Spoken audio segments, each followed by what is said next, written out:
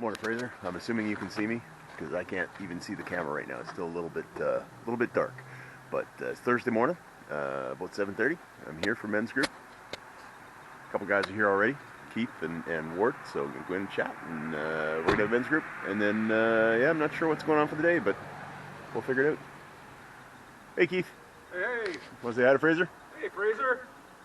I'll let you walk in closer before I turn you off. Fraser.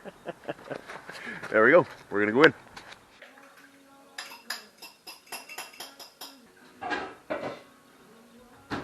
This is the key for my omelets. Just a 3-egg omelet, and I just throw this over, and that just kind of makes it cook all the way through. It almost like bakes it, kind of thing, and that gives me the ability to flip it. I like how you make omelets so I say omelet toast. I know I'm just saying you picked something I did fun not. after I said. Oh, I see. And yes, that was recording. I know. That's why I was making it so dramatic. Question for you. Yes, ma'am. Are you gonna pour that stuff in there? Yes. You want to save like just like that much on the corner Of what? of your omelet? Yes. You just didn't. You weren't specifying, so. With just the smallest little edge. So that's how I like the omelet to get, right?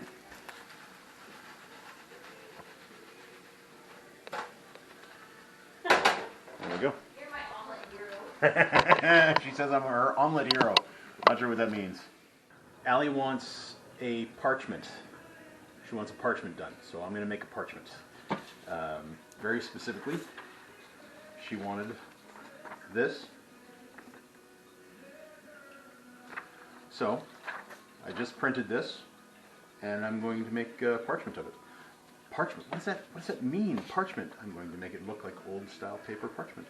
So, important thing, first, need tea, Tetley tea. It's got to be Tetley tea, orange pico. That's the only way to go, just saying. I'm going to set that there for now. We're going to make some tea. I just boiled the water, so I got I don't know why that's still out. I've got the tea bags in there. And I don't know if you can see the tea going when you're doing that. Just press it out. Look at that. Look at that. Just nasty. Nasty looking stuff.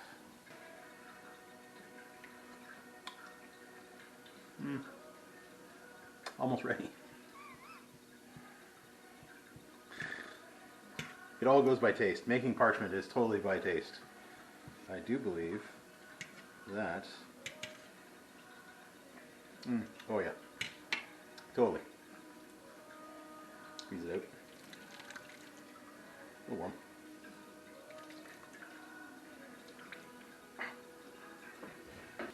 So now.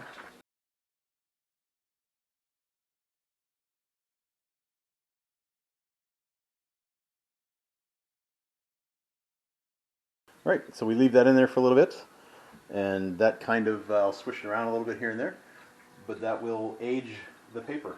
Just kind of lightly maneuvering it. I don't want to, you know, fold it per se, or rip it, which I just did. So we'll leave that for a few minutes, and we'll see what we can make out of that. I removed the parchment from the tea, so this is what it looks like now. And what I'm going to do now is I'm going to dry it out a little bit.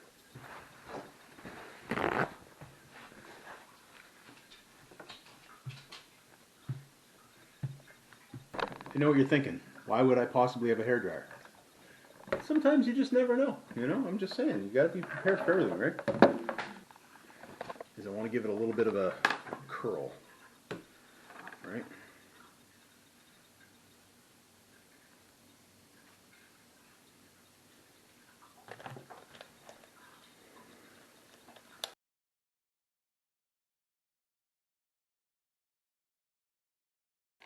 I'm pretty pleased with that. I think that looks fairly decent, right? As far as an old looking piece of paper kind of thing. We're going to burn it a little bit and make it look even a little better.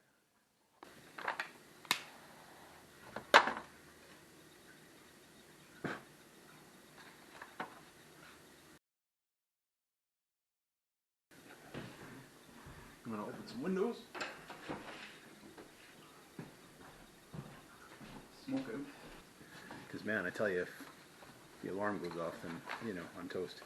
Because Mark was going to go nuts.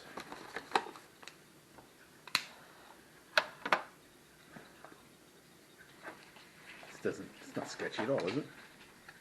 I'm going to get in big trouble because, you know, there's ash blowing all over the place.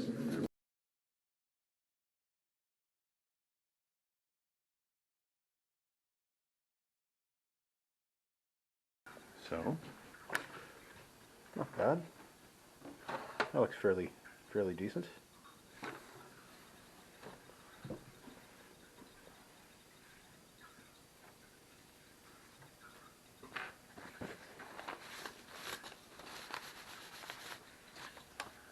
I think that looks sufficiently aged. Do you not? I like that. Because I found these. So excited. Carbonat's the bread that we use that is very little carbs in it. What is this now? Carbonate brownies. 3 grams. It's like three carbs. That's nothing. I could eat like 4 pans and still only have like 12 carbs, right? That's based on the 1 pan per brownie or 1 brownie per pan. But we'll see. Anyway, I found this. I went down. I'd made a couple of frames before, and Allie likes this frame. So we are going to use this frame for the parchment.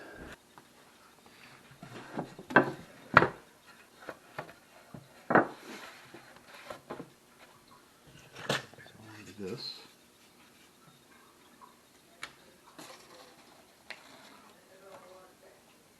So we're going to mark that.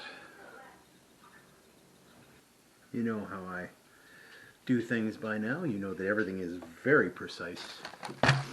Absolutely precise.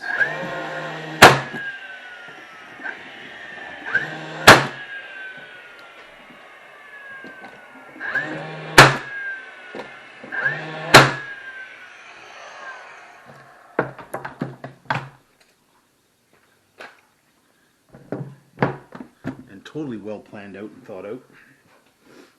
Sorry? Okay. Oops, the camera's still running. Camera's still running, but Allie needs to wash her mouth out with soap. Only because I lied. Oh. Is the laundry still running? Yes, because I don't want my dryer stopped yet. But I didn't know really. I just heard a sound.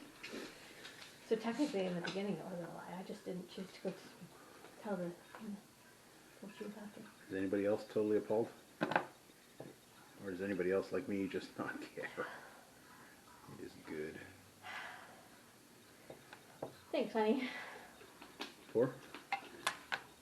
Back me up. I'm not caring, whatever it is. I thought you were talking about absolving your sin. Vanilla cupcakes. I need a small piece for that. Because that's not going to go in there. That was not thought out well, but that's okay. That's okay. You're getting like dirt all over my table. No. That was Fraser did that.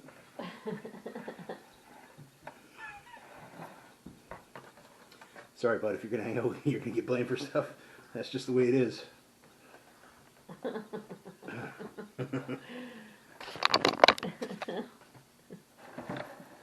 Who made this mess? Fraser? Yep.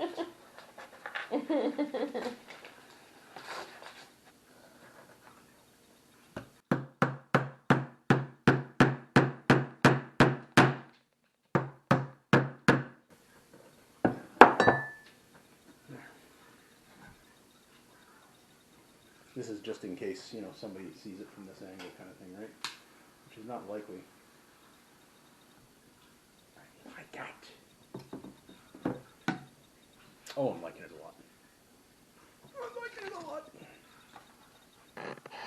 So I did make a bit of a mess on her table. So I'm going to clean that up real quick. It's done. I'll show it to you in a second here, and we got to figure out where we're going to put it because Allie wants to be able to see it on a regular basis, so we're going to figure that out. Drinking water. It's clean, right? What girl?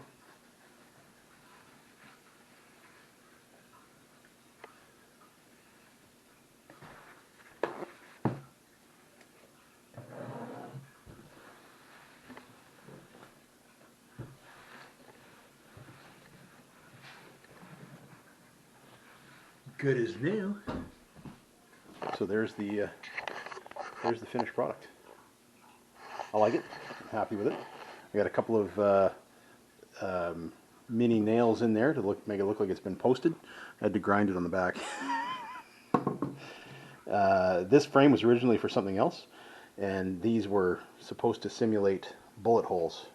So, you know, same, right? I mean, they had, you know, no? Okay. Maybe, ooh, I mean, I know they didn't have guns, but David was pretty slick with a sling, right? So, I mean, maybe, it's possible. Somebody was that good, I'm just saying. So now we got to figure out where we're going to put it. Ooh. I like that. I mean, that's not where it's going to go. It'll go up like an inch higher or so. But I think she'll like that. I like there because it stands out. It's like pops, you know.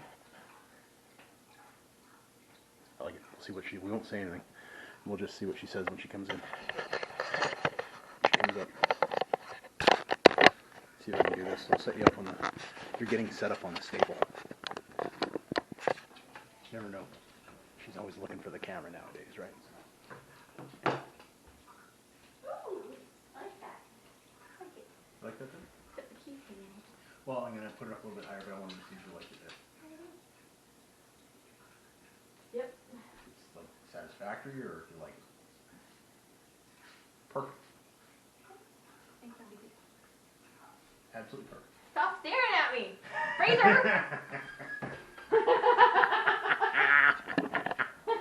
All right, we're going to put it up there. Not funny. Oh, that's funny. I like it.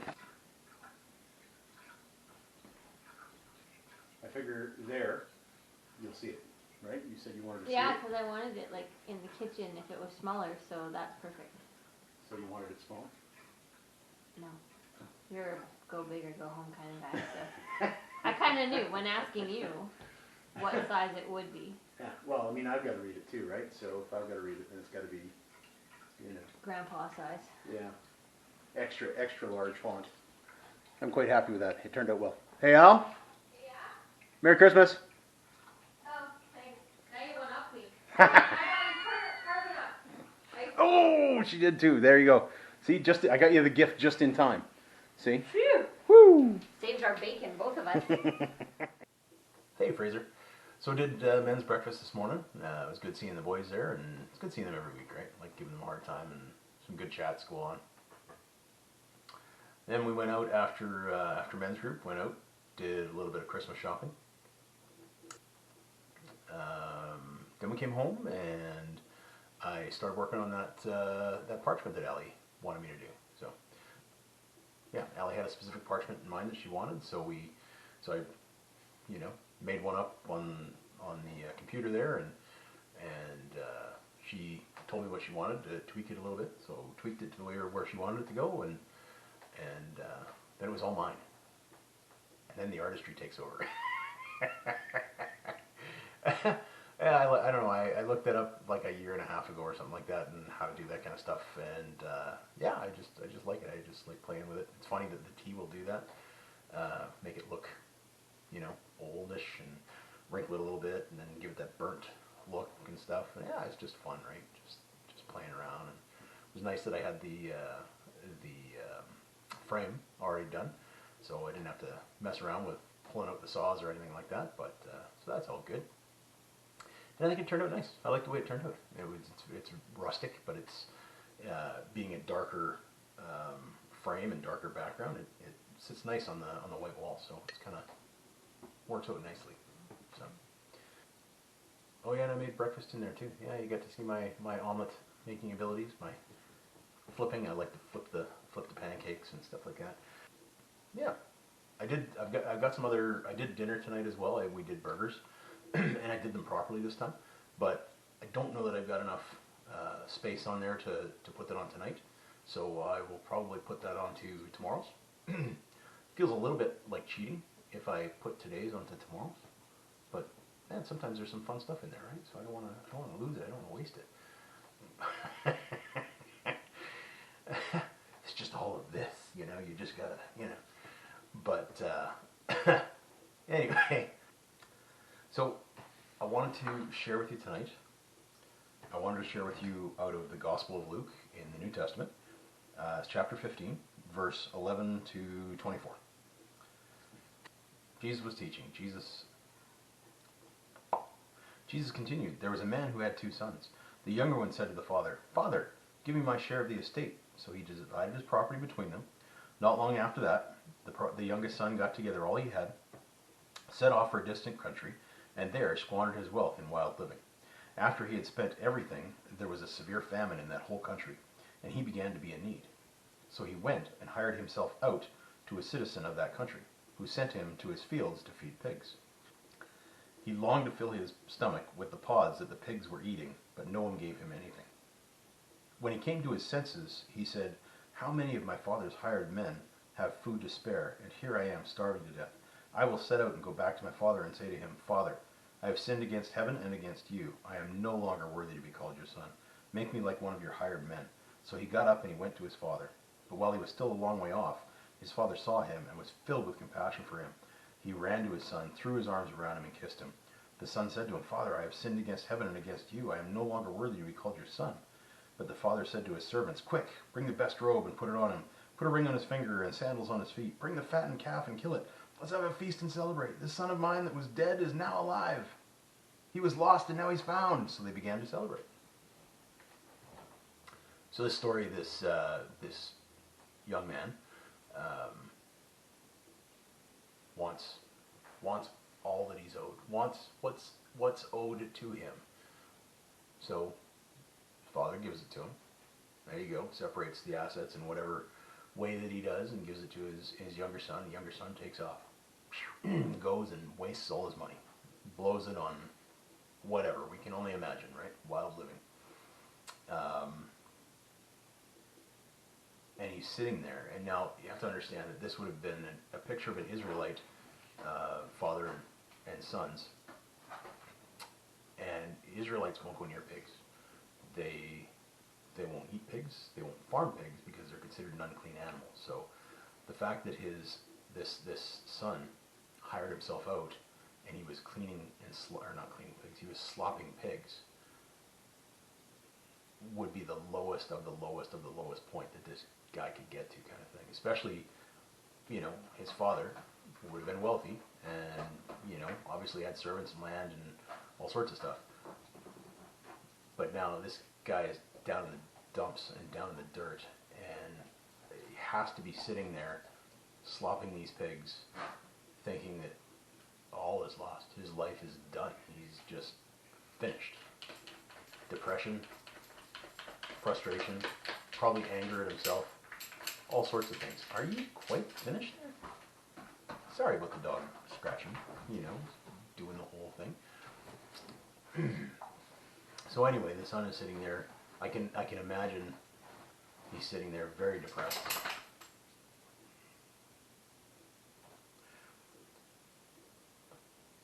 Anyway, I can see that the son would be sitting there slopping these pigs, being very depressed. Just basically at the end of it all. Literally at the end of his rope. And then it says that he came to his senses. Wait a minute. My father's hired hands have like 3 square meals a day. They've got good living conditions. I've sinned against heaven and against my father, but I could go back and ask my father to hire me as a hired hand, not as his son, and I'd be living way better than I'm living here. So takes off and away he goes.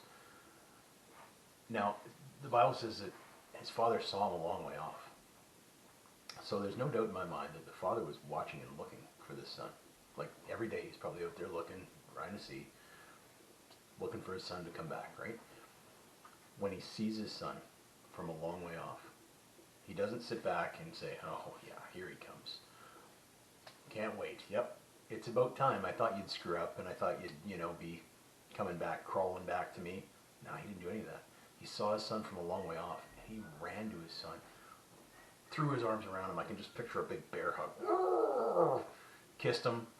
His son says, no, Dad, no, like I'm no longer worthy to be called your son. I've sinned against heaven and against you. Father doesn't even respond to that. He completely ignores that. He yells at his servants, go get him the best robe, go get him a ring, get him his sandals, kill the fattened calf, let's party, let's have a big celebration. My son who was dead is now alive. Yeah, let's go. That's how God is with us. God's the Father, constantly looking out to see his children coming back to us, to him. We're all prodigals. We were designed, we were created to have a relationship with God. None of us started out having a relationship with God, even though that's what we were designed for. So when we come back, God's constantly watching. He's constantly looking down that road, looking at us, looking at you, and he's waiting and waiting and waiting for us to make that choice, to make that decision. And man, it doesn't matter. He lived wild living. He did all sorts of stuff. He was at the bottom. He was in the most disgusting job that the Israelites ever could have thought of. And it didn't matter. He probably still stunk of pig crap, right? Father didn't care. Wraps his arms around him, so happy to see him. That's how God sees us. It doesn't matter what kind of crap we're literally covered in. We come to him, we accept Jesus, we ask for forgiveness. It's done, man. He's excited, and as I've said before, he's excited. He wants to throw a party. The angels wants to throw a party. There's a big party in heaven every time somebody comes to Christ. Every time. That's the relationship he wants with us, man. I wanted to share that tonight. I also wanted to say again, because I don't think I've said it in a while, I wanted to thank you for letting me do these, for you continuing to watch. I know Dave said this quite a while ago when Dave was here, that this has been good for me, and he's seen a change in me. And I said it too, and I meant it at the time.